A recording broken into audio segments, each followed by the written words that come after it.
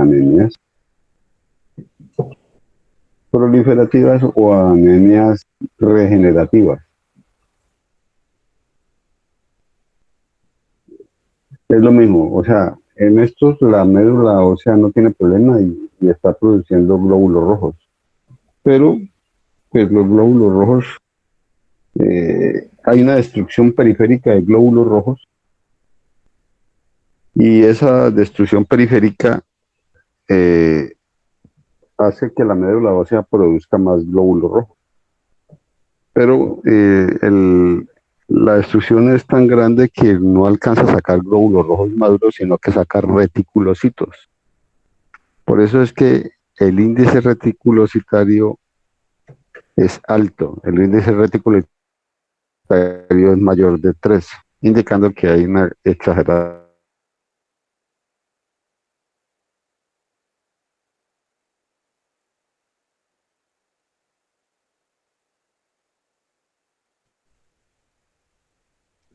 Son hemolíticas. O sea, la vida media del glóbulo rojo está disminuida. Hay una destrucción periférica de los glóbulos rojos y eso hace que se produzca un recambio rápido. Hay dos tipos de anemias hemolíticas o proliferativas, dos tipos. Entonces, una se llama intrínseca o intracorpuscular.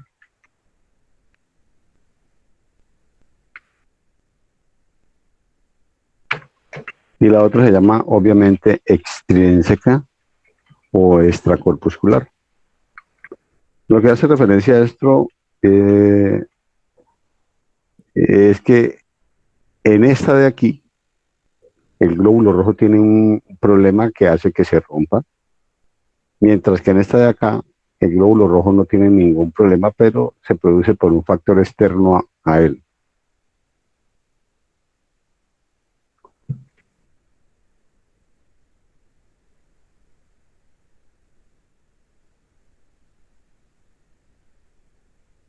Entonces,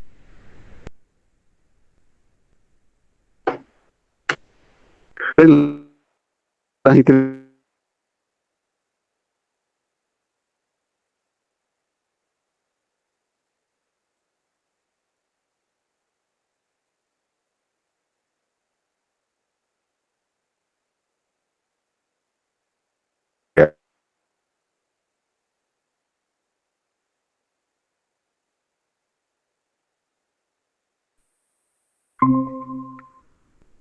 o sea, una hemoglobinopatía. El otro sería un problema en la membrana y el otro sería un problema en las enzimas que componen la maquinaria enzimática del glóbulo rojo. Entonces empecemos con problemas de hemoglobina. Entonces, hablemos de las hemoglobinopatías.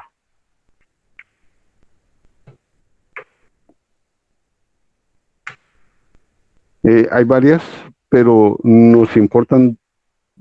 importa una básicamente. La otra también es más, pues se puede llegar a ver, pero no es tan común. La que generalmente vemos nosotros, la que habitualmente encontramos en nuestro medio es la anemia de células falciformes.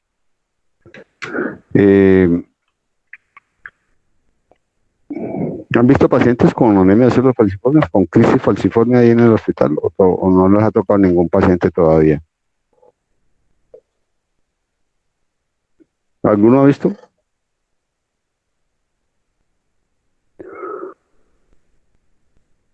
No creo. No. Listo. La anemia de células falciformes.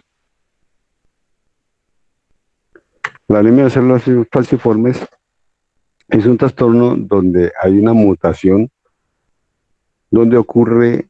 ¿Cuántas cadenas tiene la hemoglobina? ¿Cuántas cadenas de globina tiene la hemoglobina? Son 4. ¿Cómo se llaman?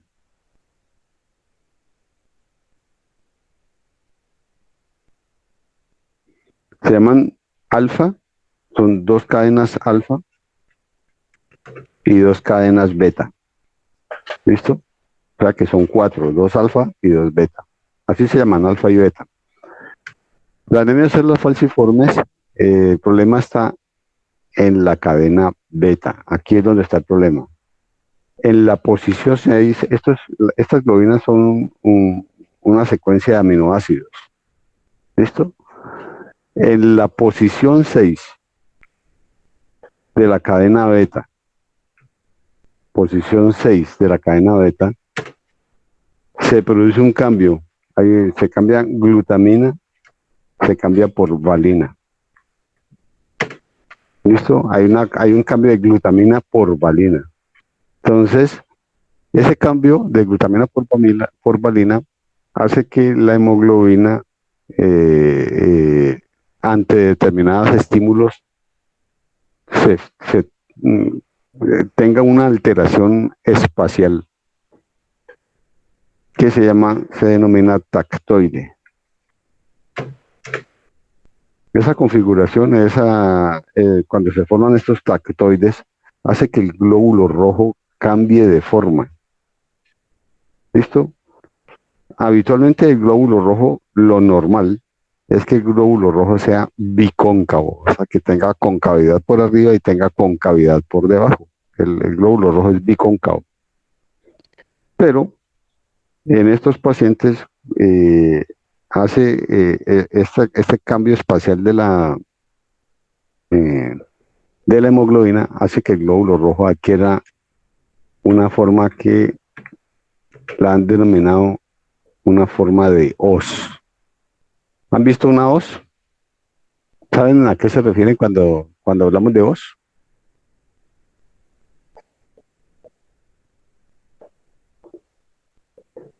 A la forma de la que tienen las hojas como tal, o No, una hoz lo que pasa es que eso es un elemento antiguo, eso es un elemento, una hoz es una cosa que se utilizaba en el campo para cortar el trigo. En la antigua bandera de la Unión Soviética había un martillo y una hoz. Ya, ustedes no alcanzaron a ver eso. Tiene como una especie de... se parece más, lo más parecido que les puedo decir es que se parece a una C. El palo de la muerte, ¿no? Ah, de pronto sí, ¿no? La guadaña de la muerte, la parte con la que corta, eso es como una hoz, exactamente, eso es de ese tipo así, es una C gruesa y eso le da, hace que el glóbulo rojo pierda flexibilidad. O sea, el glóbulo rojo necesita ser flexible para poder meterse en la microcirculación. Esto entonces hace que el glóbulo rojo pierda la flexibilidad y eso produce dos cosas en el adulto. Una, produce vasooclusión. Se produce vasooclusión. Y eso se manifiesta clínicamente como una crisis dolorosa. Imagínense que está tapada la parte de la circulación en una rodilla, en una pierna, en el abdomen, no sé, en cualquier parte del cuerpo. Eso, pues, obviamente va a producir una zona de isquemia y va a producir dolor. Esa vasoclusión produce la crisis dolorosa. Y la otra manifestación es que cuando pasa por el vaso, cuando pasa un glóbulo rojo de estos que están alterados y que no son flexibles, el vaso va a producir una hemólisis.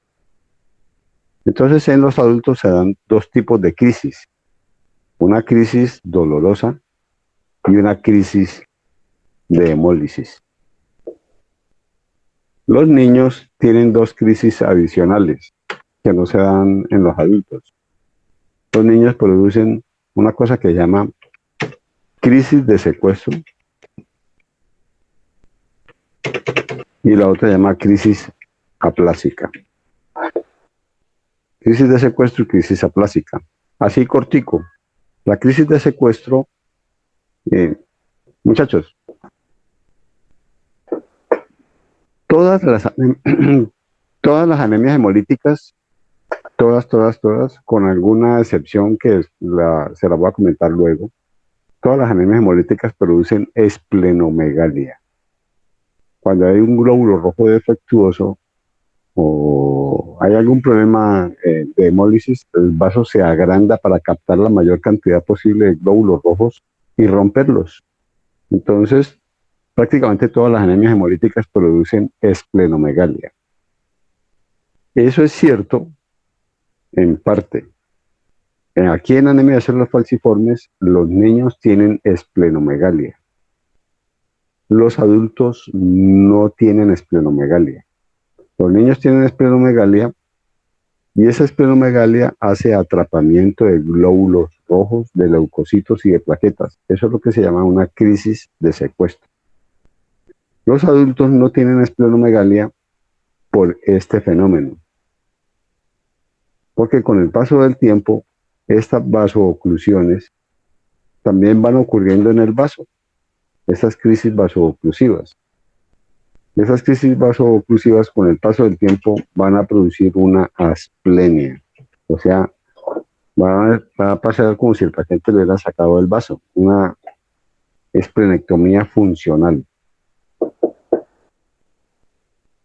Pero los niños no, los niños al principio el vaso no tiene tantas crisis vasooclusivas y lo que está escogiendo y atrapando glóbulos rojos y agrandado y comienza a atrapar los leucocitos y las plaquetas y produce una pancitopenia. La crisis aplásica es una crisis donde se produce una aplasia en la médula ósea cuando hay una asociación de anemia de células falciformes más una infección por parvovirus. Esa combinación de infección por parvovirus con anemia de células falciformes bloquea la médula ósea y produce crisis aplásica. Bueno, esto es de niños, yo no me meto en esta cuestión, esto es de pediatría, esto es a título informativo. Aquí nos interesa ver esta parte, las crisis dolorosas, la asplenia y las crisis hemolíticas. ¿Listo? Entonces, ¿qué va a presentarse? Bueno, primero que todo, esto es ya les dije que era un componente de tipo, todas las anemias que son de origen intrínseco, todas las anemias intrínsecas, todas tienen un componente hereditario, un componente genético.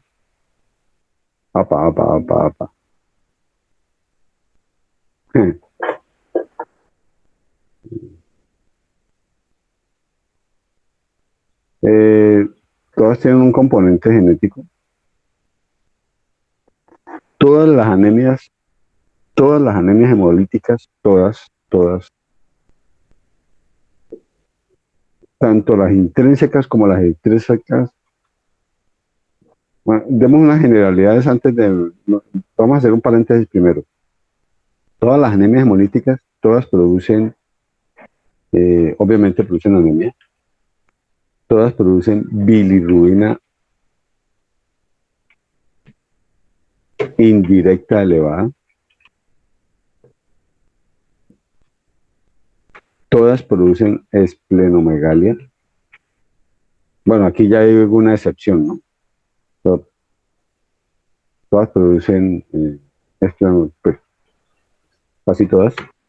¿Cuál es el marcador que utilizamos nosotros para saber que hay destrucción de tejido, destrucción celular? ¿Qué examen solicitamos?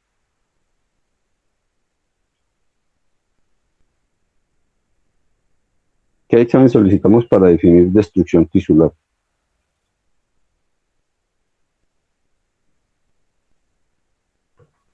La lactato deshidrogenasa. Esta es una enzima constitutiva de todas las células del cuerpo. Cuando hay una destrucción de células, la LDH se eleva. Entonces, ¿qué vamos a encontrar? Anemia, bilirrubina indirecta elevada. ¿Esto cómo se manifiesta?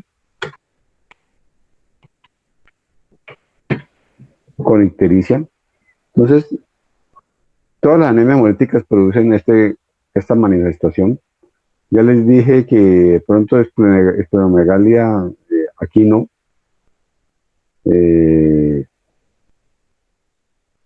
Pero este es el común denominador de todas las hemólisis. Bueno, entonces volvámonos acá. Tenemos este cuadro clínico aquí, tenemos anemia, bilirrubina indirecta elevada, tenemos ictericia y tenemos LDH alta. Esplenomegalia no tenemos, solamente se presenta en los niños, en los adultos, por el contrario, lo que produce es una asplenia.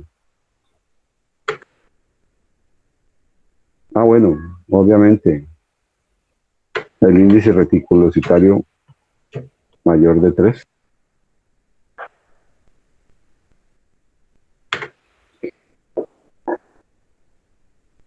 Entonces, ¿qué es lo que va a presentar el paciente? Crisis dolorosa. Las crisis dolorosas, el paciente viene con dolor en el abdomen, viene con dolor en el tórax, viene con dolor en extremidades, viene con... puede llegar a presentar. Hace un tiempo me llegó una niña de 18 años con una ACV. Y el diagnóstico de esa niña era una anemia de células falciformes. Esta crisis de oclusión ocurre también en la vasculatura cerebral. Entonces puede presentar ACV o puede presentar síndrome coronario agudo. ¿Sí? No es común. Apenas he visto un paciente, yo he visto varios pacientes con esta anemia de células falciformes y solamente vi esta niña de 18 años hace unos meses. Y todo tiene que ver pues con esta vasooclusión de la microvasculatura. El paciente se queja de esto. Lo otro también que se presenta son úlceras pretibiales.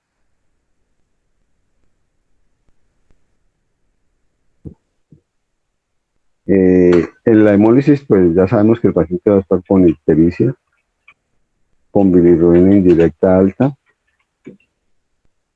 Muy frecuentemente las dos cosas se presentan juntas, tanto la crisis dolorosa como la crisis hemolítica. ¿Cómo hacemos el diagnóstico? Eso, un cuadro hemático va a tener una hemoglobina baja.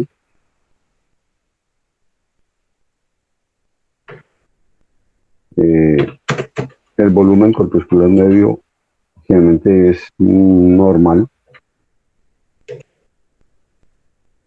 Podemos pedir una cosa que se llama una prueba de ciclaje. Una prueba de ciclaje. La prueba de ciclaje es para descubrir las células en forma de hoz. Estas células en forma de hoz tienen un nombre. Esas células se llaman drepanocitos.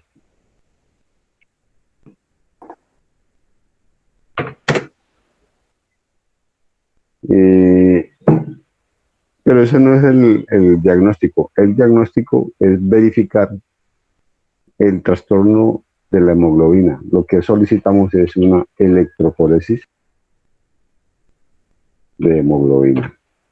Esa es la prueba diagnóstica que hacemos para estos pacientes. Manejo.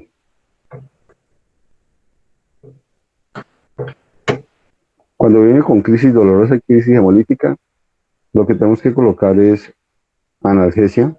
Generalmente colocamos opioides, colocamos líquidos endovenosos, Harman o solución salina, para mejorar la perfusión de los tejidos que estén pues, con vasooclusión. Colocamos oxígeno para mejorar la perfusión de oxígeno en los tejidos. Y si la crisis es fuerte o si la crisis es una cosa severa como esta de aquí, o unas úlceras pretibiales que no mejoran, entonces necesitamos bajar la carga de drepanocitos y en ese caso colocamos transfusiones sanguíneas. Transfusión de sangre, de glóbulos rojos. Ese es el manejo para las crisis. El manejo preventivo que utilizamos para disminuir los periodos de crisis es un medicamento que se llama hidroxiurea. La hidroxiurea es un medicamento que utilizan los hematooncólogos en la leucemia mieloide crónica. Tiene un efecto, disminuye leucocitos, disminuye plaquetas, pero tiene un efecto secundario. El efecto secundario de la hidroxiurea es que estimula la producción de hemoglobina fetal. Estimula la producción de hemoglobina fetal. Entonces, lo que hacemos con esto es bajar la cantidad de hemoglobina falciforme. La hemoglobina falciforme se llama hemoglobina S. Entonces, lo que hacemos con la hemoglobina F es disminuir proporcionalmente la hemoglobina S. Y el manejo definitivo, que prácticamente eso no se lleva a cabo. Yo nunca he visto un paciente así, es un trasplante de médula ósea. Ese es el manejo definitivo de este paciente con anemia de células falciformes. El otro que tenemos es uno que se llama talasemia. La talasemia es la ausencia parcial o total de una de las cadenas alfa o beta. O sea, decimos en ese caso pues que sería una alfa talasemia o una beta talasemia. Alfa talasemia o beta talasemia.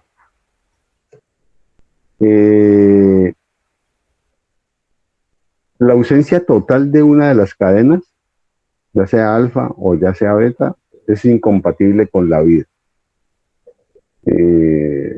Cuando nace un bebé pues con una alfa talasemia completa o una beta talasemia completa, pues duran pocos días y fallecen. Entonces, lo que habitualmente se ve son pacientes con ausencias parciales de una de las cadenas, o alfa o beta talasemia. Eso produce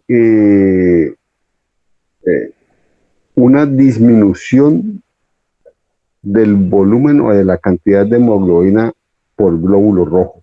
La manifestación en el paraclínico, en el cuadro hemático, es que se va a ver un glóbulo rojo de tamaño pequeño, o sea, un volumen corpuscular medio bajo, menor de 80, y una hemoglobina corpuscular media menor de 27.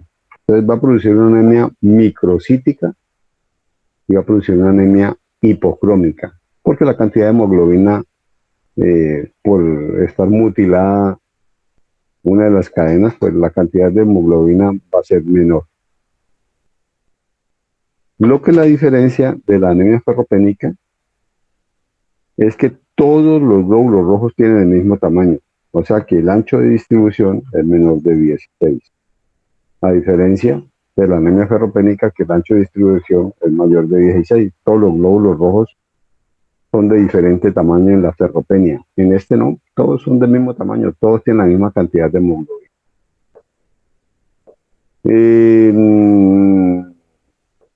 ¿Qué hacen estos pacientes? Pues también lo mismo, la misma cosa. Anemia, bilirrubina indirecta, ictericia, esplenomegalia, LDH, todo lo hacen exactamente lo mismo, todo. Con estas manifestaciones en el cuadro hemático. Y el diagnóstico también, electroforesis de hemoglobina. Estos pacientes tienen una característica, estos pacientes tienen una es de las patologías que más proliferación de médula ósea hacen. Hacen tanta proliferación de médula ósea que comprometen. ¿Dónde se producen los glóbulos rojos? ¿En qué parte de los huesos se producen los glóbulos rojos, o en qué, no en qué parte, en qué huesos específicamente. ¿Me entiende la pregunta? Sí, profe, en los huesos largos, como el fémur. Huesos largos, exactamente. En la talasemia, donde hay una gran producción de reticulocitos, se van a ver afectados los huesos planos, y eso va a producir una hipertrofia de los huesos, por ejemplo, de los huesos de la cara, y eso va a alterar, va a producir unas alteraciones en la morfología de la cara, un engrosamiento de esos huesos planos. Estos pacientes, pues obviamente hacen hemólisis, se manejan pues, con transfusiones.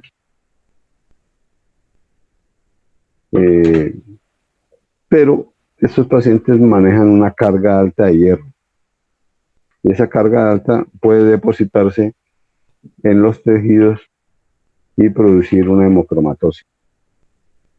Entonces, para impedir que ocurra esto, hay que colocar las transfusiones, y para impedir la hemocromatosis hay que colocar quelantes de hierro. El que se utiliza, el más conocido, se llama desferoxamina. Lo que hacen es quelar el hierro con esto. El manejo también, trasplante de médula ósea.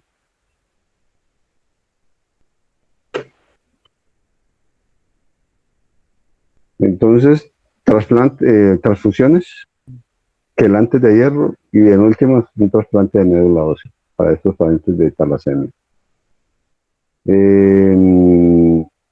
Esos son los pacientes con hemoglobinopatía. Pacientes con compromiso en la membrana.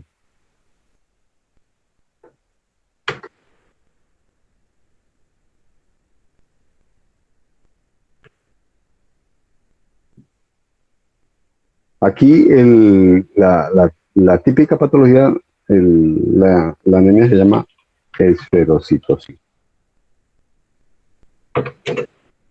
Les dije anteriormente que el glóbulo rojo tiene forma bicóncava, una concavidad superior y una concavidad, o sea, por ambos lados del glóbulo rojo está cóncavo. En estos pacientes, el glóbulo rojo tiene forma de esferocito, es una bolita. Y eso se debe a que hay una alteración genética, hay unos genes que ya están determinados cuáles son, donde se produce un déficit de unas proteínas de membrana. No se producen esas proteínas. Y esas proteínas hacen que la configuración del glóbulo rojo adquiera la forma de esfera, de bola. Hay como 3, 4 proteínas ahí. Hay unas que llaman espectrina, unas que llaman banda 1. Bueno, hay como 3 o 4 grupos de proteínas ahí que hacen falta. No necesariamente todos a la vez. Hay uno donde aparece un déficit de una de las proteínas, otro donde aparecen 2. La cosa es que se produce unos glóbulos rojos con esa característica, y produce una anemia, pues también con las mismas manifestaciones, solo que la anemia en estos pacientes no es tan severa como la de los anteriores, como la anemia de células falciformes. Aunque también la anemia de células falciformes tiene severidad en la presentación, hay personas que tienen mayor penetrancia genética y entonces tienen manifestaciones severas, y hay unos que no, que tienen un rasgo y rara vez hacen crisis. En la esferocitosis también, la manifestación depende de la severidad de la penetrancia genética, del compromiso genético. Pero lo común es que hagan anemias no tan severas. Lo típico aquí, en la anemia, pues con todas las características, pero en el extendido periférico se ven los esferocitos, la forma pues de los glóbulos rojos en forma de esfera. El diagnóstico de esto se pueden hacer dos pruebas, una que se llama citometría de flujo, donde se ven las características morfológicas del glóbulo rojo, citometría de flujo, y el otro se llama el test de fragilidad osmótica.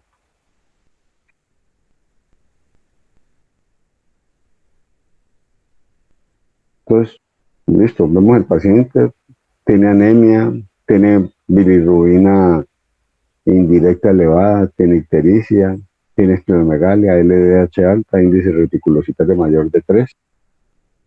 Adicionalmente, en el extendido periférico aparecen las bolitas y los glóbulos rojos. La citometría de flujo ve la morfología con mayor precisión. Y está esto que se llama el test de fragilidad osmótica. La ausencia de estas proteínas en la membrana del glóbulo rojo hace que el glóbulo rojo tenga menos tolerancia a los descensos de osmolaridad. ¿Qué pasa cuando tenemos una célula y el entorno bajamos la osmolaridad? La célula está en equilibrio con el entorno en cuanto a osmolaridad. Pero si yo bajo la osmolaridad del entorno, ¿qué pasa con la célula? ¿Qué es lo que ocurre? Se puede hinchar. Se hincha, exactamente, y se rompe, se dematiza, porque la célula queda hiperosmolar en relación con su entorno. Al quedar hiperosmolar, arrastra agua hacia el interior. Entonces, el test de fragilidad osmótica lo que hace es comparar la resistencia a los cambios de osmolaridad de la sangre que está en investigación en comparación con una sangre pues que es normal. En resumidas cuentas, el paciente que tenga esferocitosis pues tolera menos descensos de osmolaridad que la sangre común y corriente. La sangre normal tolera descensos de osmolaridad mucho más marcados que este paciente. El manejo de estos pacientes, pues hacer transfusiones en caso de necesidad y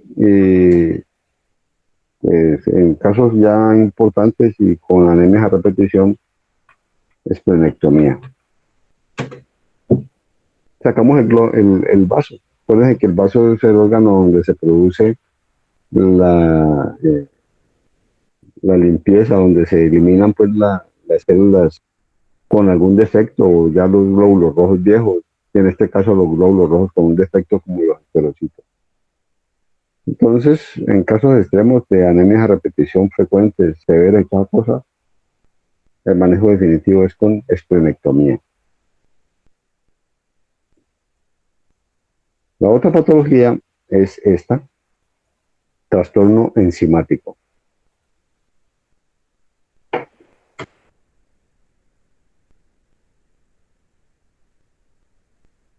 ¿Cuál es la característica del glóbulo rojo adulto? Tiene una característica típica que es que no, pues el glóbulo rojo inmaduro posee, el glóbulo rojo adulto no posee. ¿Cuál es?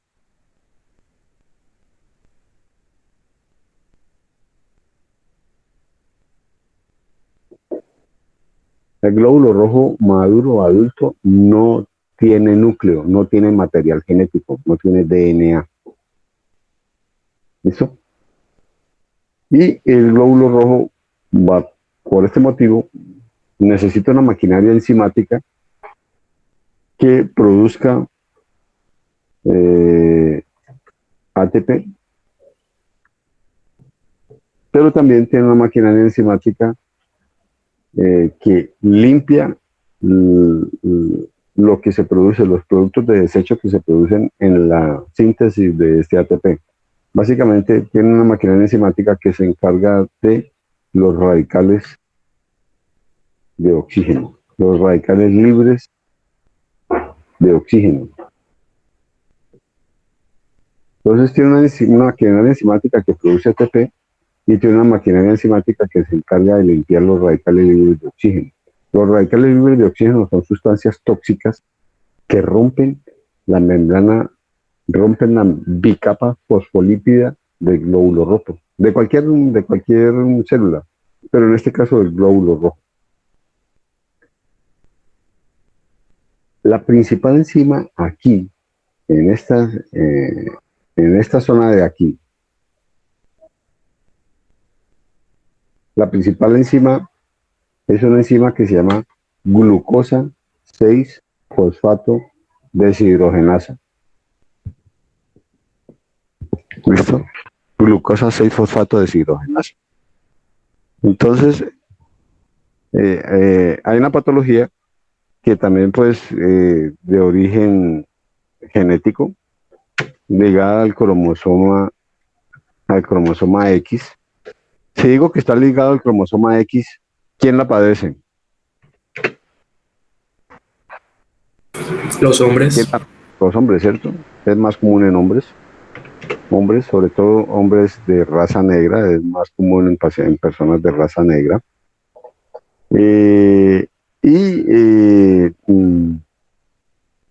Produce una anemia que no es tan, puede llegar a ser importante, sobre todo si se expone a factores desencadenantes. El principal factor desencadenante y que hace que se produzca mayor radicales libres de oxígeno es la presencia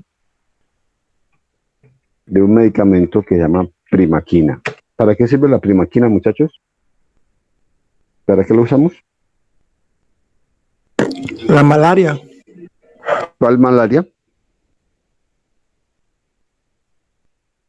Para Vivax. Entonces, en un paciente que está con una malaria por Vivax y le colocamos primaquina y hace una hemólisis y hace ictericia y todo el cuadro clínico, o muy seguramente tenga un déficit de glucosa 6-fosfato deshidrogenasa. Obviamente el manejo de estos pacientes es evitar los desencadenantes, evitar la primaquina, evitar el trimetoprim, que es un antibiótico, evitar la pirimetamina. Son medicamentos que desencadenan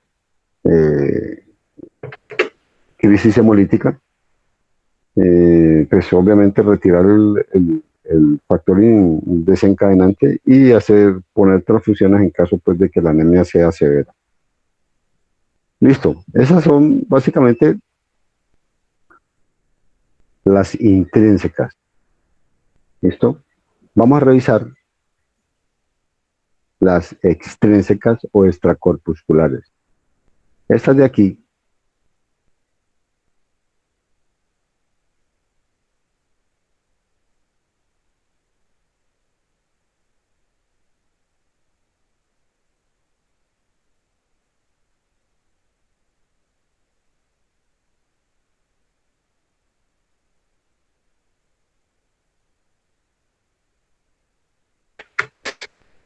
está atacando.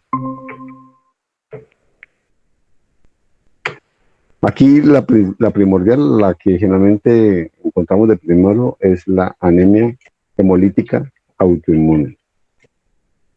Ya estamos hablando de que es un proceso autoinmune, o sea que hay una producción de autoanticuerpos. Hay anticuerpos dirigidos contra la membrana del glóbulo rojo. Esto vamos a encontrar IgG, inmunoglobulina G dirigida contra los glóbulos rojos. Como todo proceso autoinmune debe buscarse otras patologías autoinmunes. La que más frecuentemente se asocia con la anemia hemolítica es el lupus eritematoso sistémico. Entonces, para hacer diagnóstico de anemia hemolítica autoinmune, nosotros pedimos una prueba que se llama test de Coombs. Ah, carajo. Test de Coombs. El test de Coombs lo que hace es detectar autoanticuerpos. Lo que hace es detectar inmunoglobulina G dirigida contra el glóbulo rojo. si ya tenemos un test de CUS fuertemente positivo, pues obviamente tenemos que buscar patologías asociadas como LES. En este caso, pedimos ANAS, ENAS, C3, C4. ANAS, ENAS, C3, C4. El cuadro clínico idéntico, lo que ya les dije acá, les mencioné: anemia, ictericia o bilirrubina indirecta alta, esplenomegalia, LDH, reticulocitos en cantidad. ¿Listo? Test de CUMS positivo. ¿Listo? Entonces, buscamos las patologías, las comorbilidades que puede llegar a presentar. También hay que investigar tiroides, hay que pedir una TSH, hay que pedir un T4 libre para buscar tiroiditis de Hashimoto. Y ya con este cuadro clínico de este paciente, necesitamos bloquear esta respuesta inmune. ¿Listo? Colocamos esteroides. Dependiendo de la severidad, si tenemos una anemia hemolítica importante con una hemoglobina muy baja, el medicamento de lesión es metilprednisolona. La dosis es 500 a 1000 miligramos endovenosos en bolo. Generalmente lo pasamos en unas 2 horas y lo pasamos por una vez al día.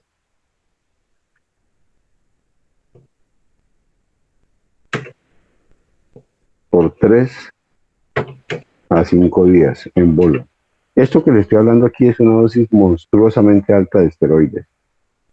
500 a 1000 miligramos endovenoso día por 3 a 5 días. Con esto tratamos de bloquear la respuesta inmune. Hay otra forma también de bloquearla, que es el uso de inmunoglobulina intravenosa. Esta inmunoglobulina va dirigida contra estos autoanticuerpos. Esta muy buena respuesta. El problema es el costo, mucho más costoso que la metilprednisolona, pero los resultados son muy buenos. Lo que hemos visto, los pacientes que hemos manejado en el hospital responden con estas medidas, pero si no hay respuesta con esta medida, pues sepan que también existe esta otra posibilidad terapéutica, la inmunoglobulina intravenosa.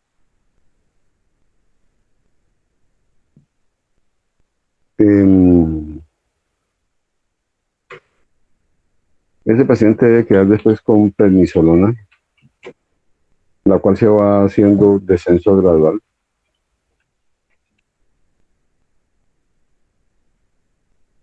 Hasta llegar a la dosis mínima necesaria o hasta la suspensión. Si los pacientes no tienen buena respuesta a la prednisolona, el paso siguiente es colocar un medicamento que se llama rituximab. El rituximab es un anticuerpo monoclonal. Esto significa monoclonal antibody, o sea, anticuerpo monoclonal. Este anticuerpo monoclonal va dirigido contra unos receptores de linfocitos, exactamente unos receptores que llaman CD20. Al bloquear estos linfocitos CD20 se produce pues una disminución de la producción de autoanticuerpos y el paciente pues mejora. Ahora, si el paciente, a pesar de la prednisolona, a pesar del rituximab, no mejora, el último paso es esplenectomía. Este es el último paso de estos pacientes. Listo.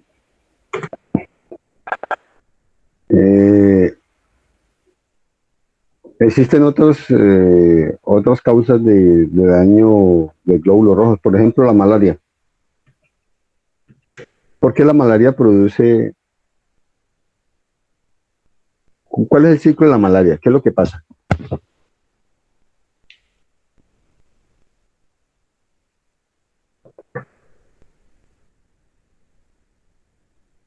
¿En qué momento,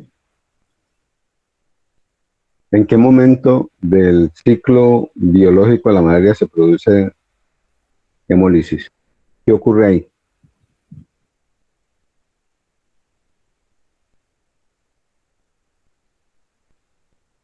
Profe, no sé, después de los 3 días de incubación en los glóbulos que se estallan. ¿Cómo primero entran al organismo, ¿cierto? Lo pica el zancudo, el Anopheles. ¿A dónde van a parar? El hígado. Ujú. Y de ahí del hígado al glóbulo rojo, ¿cierto? Ahí se proliferan, rompen el glóbulo rojo, e invaden otro glóbulo rojo, proliferan, rompen. Y lo que hacen es una hemólisis. ¿Cuál es el cuadro clínico de la malaria? ¿Cómo saben o cuándo sospechan ustedes que un paciente tiene malaria?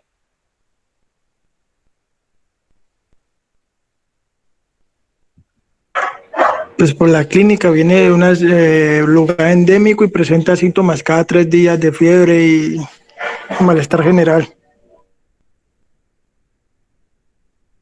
O sea, vienen de un lugar endémico. Eso es muy. Siempre hay que preguntarlo, la procedencia. Viene de un lugar endémico, tiene fiebre, escalofrío. Lo típico es la fiebre y el escalofrío.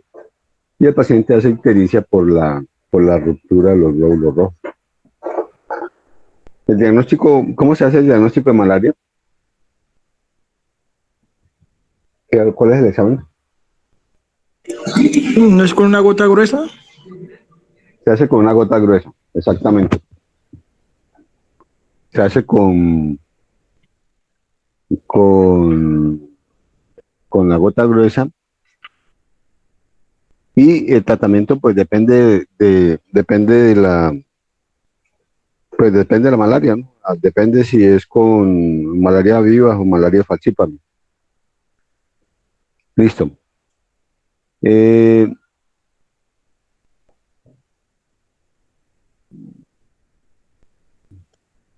Hay otro, por ejemplo, cuando hay, por ejemplo, disfunción de la válvula, de alguna válvula protésica, eh,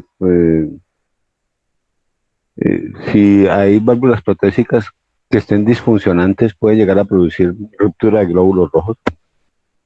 Mm, Hay una que yo quiero que veamos que se llama anemia hemolítica microangiopática.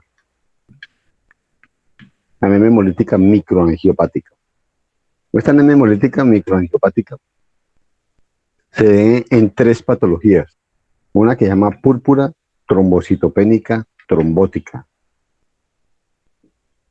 Púrpura trombocitopénica trombótica. La otra se llama síndrome hemolítico urémico. Y la tercera se llama hipertensión maligna. ¿Ya? Estas tres patologías tienen una característica en común y es el compromiso microvascular. Hay una inflamación, hay un gran compromiso de microvasculatura.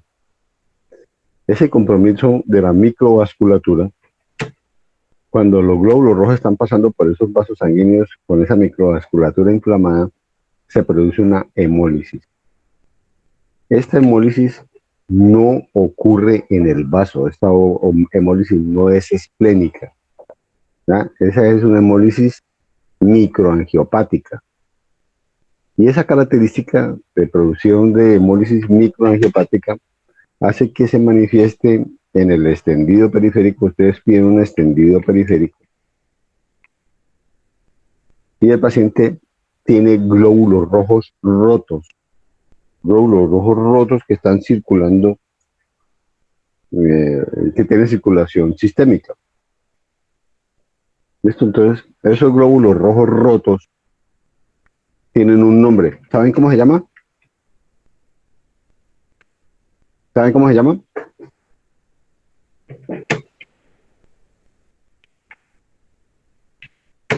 Esos glóbulos rojos se llaman esquistocitos. Pero la presencia de unos esquistocitos es altamente sospechosa de una de estas tres patologías: púrpura trombocitopénica trombótica, síndrome hemolítico urémico e hipertensión maligna. A ver, cortico. Púrpura trombocitopénica trombótica. El nombre lo dice. Manifestaciones en piel con púrpura. ¿Qué es una púrpura? ¿Qué es una púrpura?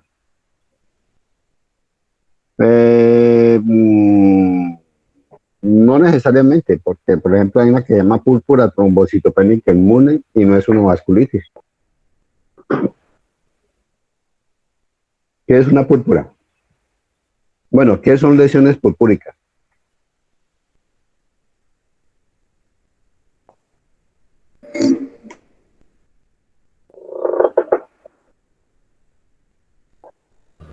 ¿Qué es una petequia? Es como un sarpullido, ¿no? Es como un sarpullido que es de color púrpura, pues se caracteriza. Una petequia es como una especie de sangrado micro, que puede ser por vasculitis o puede ser por déficit de plaquetas. Son lesiones de menos de 1 centímetro de diámetro. La púrpura son lesiones de más de 1 centímetro de diámetro. Entonces son lesiones purpúricas de color rojizo y muy segura y muy son secundarias a microsangrados. Entonces hay unas lesiones en piel, hay una trombocitopenia, las plaquetas están bajas y hay fenómenos trombóticos. Lo más común de estos fenómenos trombóticos son ACVs, hacen compromiso del sistema nervioso central. Al parecer esto tiene un componente inmune, al parecer hay un proceso autoinmune asociado con un déficit de una enzima que se llama ADAMTS 13. Entonces, al parecer hay una asociación entre ese déficit de esa enzima y ese proceso inmune. Y el manejo de estos pacientes, pues el diagnóstico es clínico, ver las lesiones purpúricas, la trombocitopenia, los eventos trombóticos. El manejo de estos pacientes es con un procedimiento que se llama plasmaféresis. ¿Qué es plasmaféresis, muchachos?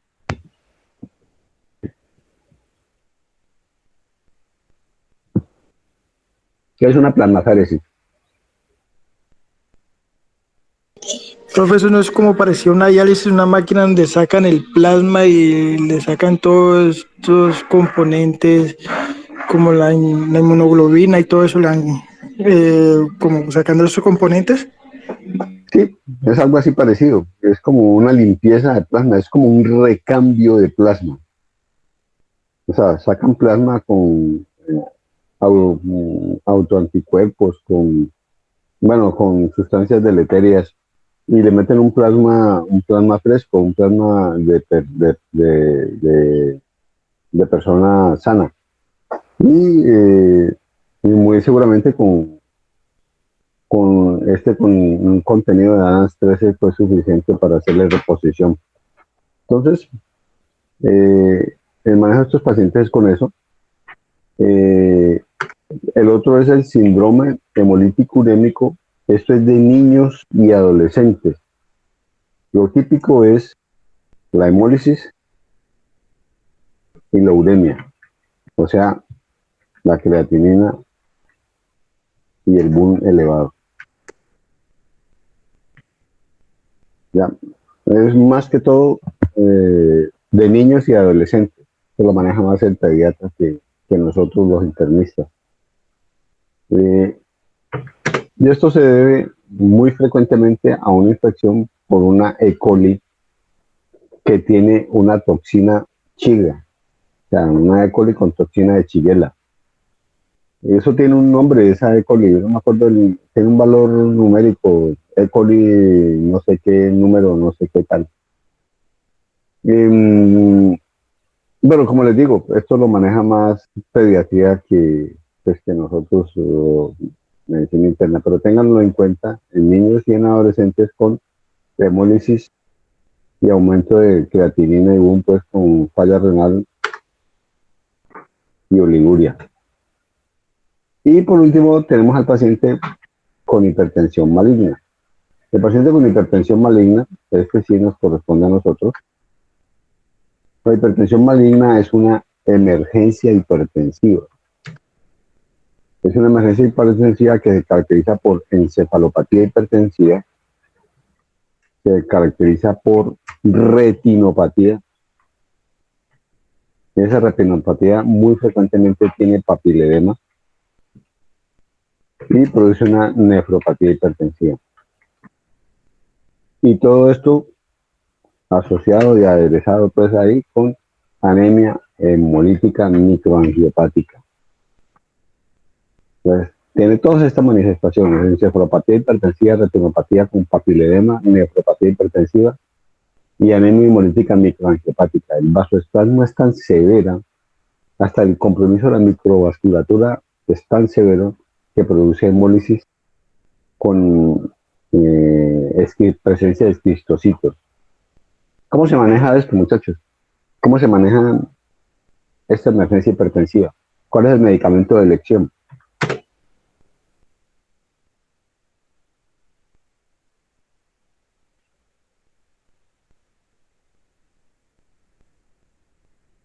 No hay que colocar la betalol endovenosa. Este paciente es para manejar en una unidad de cuidado intensivo o en una unidad de cuidado intermedio, pues bien dotada, con una vigilancia estricta de hemodinámica y con la betalol, o en segunda opción con nitroprusiato de sodio.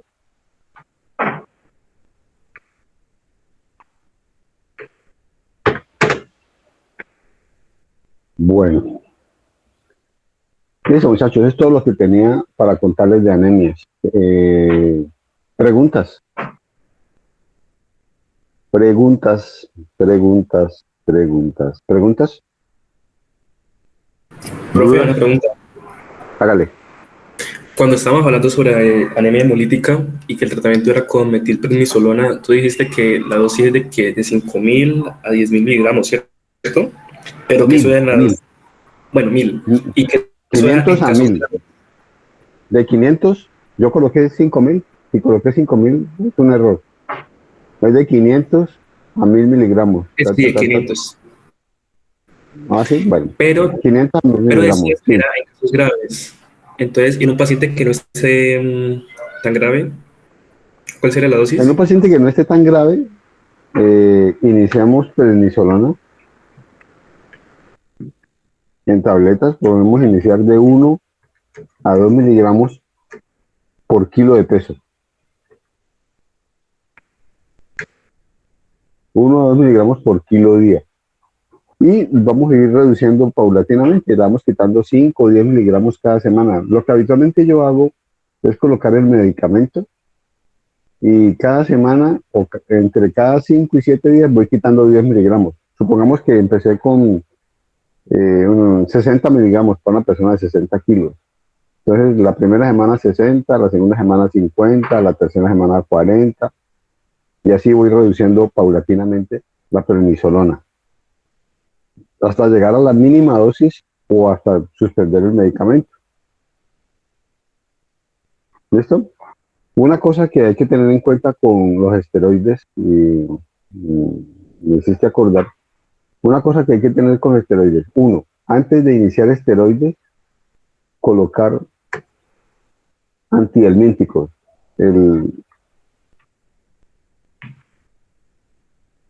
Al menos colocar 400 miligramos de albendazol antes de iniciar los esteroides, porque los esteroides favorecen la migración larvaria.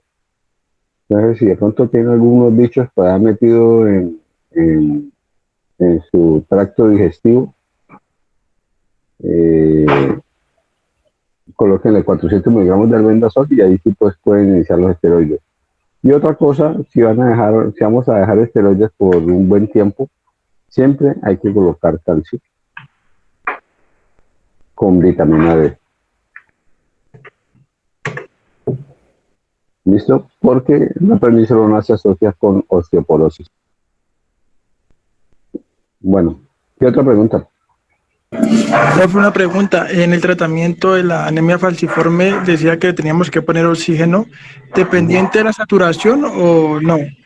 Sí, no, póngale oxígeno, independiente de la saturación. Póngale oxígeno, al menos durante la crisis. Cuando ya le pase el dolor, suspéndalo.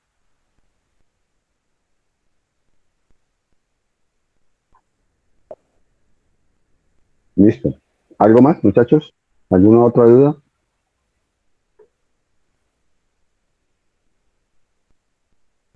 ¿Listo? Bueno.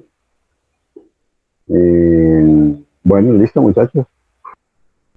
Así quedamos entonces. La próxima yo creo que vamos a revisar VIH. Sí, vamos a revisar VIH para la próxima, para el próximo miércoles. ¿Listo?